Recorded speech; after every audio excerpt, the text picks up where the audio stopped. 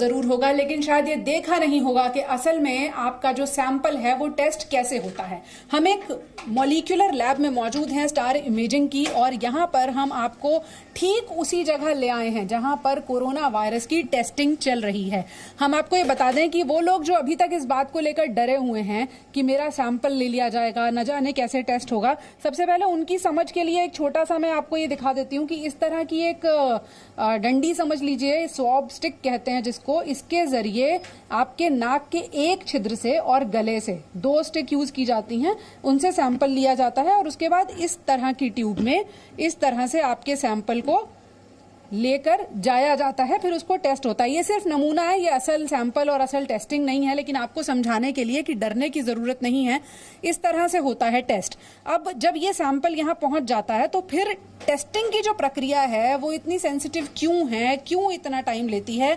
मेरे साथ डॉक्टर सोनिका हैं जो लैब की इंचार्ज भी हैं और पैथोलॉजी की एक्सपर्ट भी हैं। डॉक्टर सोनिका, जो कोरोना वायरस का टेस्ट है उसको इतना ध्यान से करने के पीछे क्या वजह होती है?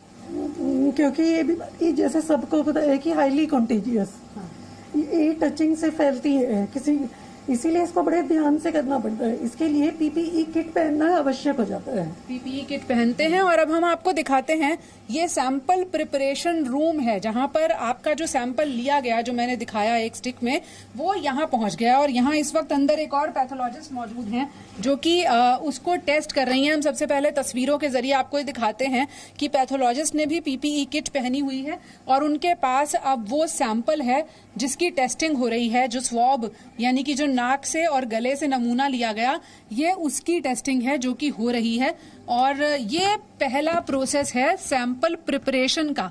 आसान भाषा में इसे डॉक्टर सोनिका समझाएंगी। डॉक्टर सोनिका, अगर मैं आपसे पूछूं तो ये क्या प्रोसेस होता है और किस तरह से इसको किया जाता है? सैंपल प्रिपरेशन क्या प्रोसेस है? कि इसके लिए पहले पेशेंट का सैंपल लिया जाता है नाक से और गले से। अच्छा। फिर उस सैंपल को हम नेगेटिव करते हैं, कुछ इस तरह से तैयार होकर आता है। तो उसमें से हम न्यूक्लिक एसिड एक्सट्रैक्ट करते हैं। न्यूक्लिक एसिड तो ये हुआ सैंपल प्रिपरेशन कि जी ये 5 आवर्स का प्रोसीजर है। इसमें पहले हम न्यूक्लिक एसिड एक्सट्रैक्ट करते हैं, फिर हम उसे दूसरे प्रोसीजर के थ्रू, जिसे एम्प्लीफिकेशन कहते हैं, उसमें उसे मल्टीप्लाई करवाते हैं।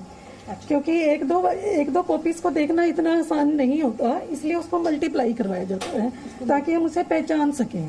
सकें। तो जिसे कहते हैं एम्प्लीफिकेशन का प्रोसेस, यानी कि वायरस का जो एक कण है, आरएनए एक्सट्रैक्शन करने के बाद उस कण को एम्प्लीफाई किया जाता है, उसकी संख्या बढ़ाई जाती है ताकि उसको देखा जा सके और फिर इस तरह की मशीन में रखकर उसको टेस्ट किया जा सके, जिससे सैंपल के जरिए ये पता चल सके कि कोई व्यक्ति कोरोना वायरस से संक्रमित है या फिर नहीं है।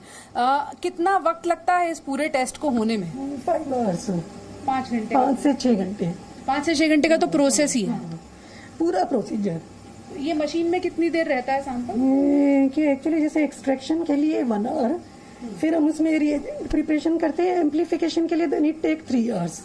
कोरोना वायरस का जो RT-PCR तकनीक वाला टेस्ट है वो हम आपको दिखाने की कोशिश कर रहे हैं कि इसके जरिए आप भी ये पता लगा सकते हैं कि आप में संक्रमण है या नहीं है। पहले अपने डॉक्टर से प्रिस्क्रिप्शन पर ये लिखवाना होगा आपको कि आपका टेस्ट होना चाहिए, उसके बाद आप किसी भी सरकारी या प्राइवेट लैब में जाकर अपना टेस्ट करा सकते हैं और ये प्रक्रिया पूरी तरह से सुरक्षित रहे, इसके लिए डॉक्टर्स, हेल्थ केयर वर्कर्स और मैं स्वयं जो यहाँ पर मौजूद हूँ आपको ये दिखाने की कोशिश कर रहे हैं कि ये किस तरह से अंजाम दिया जाता है।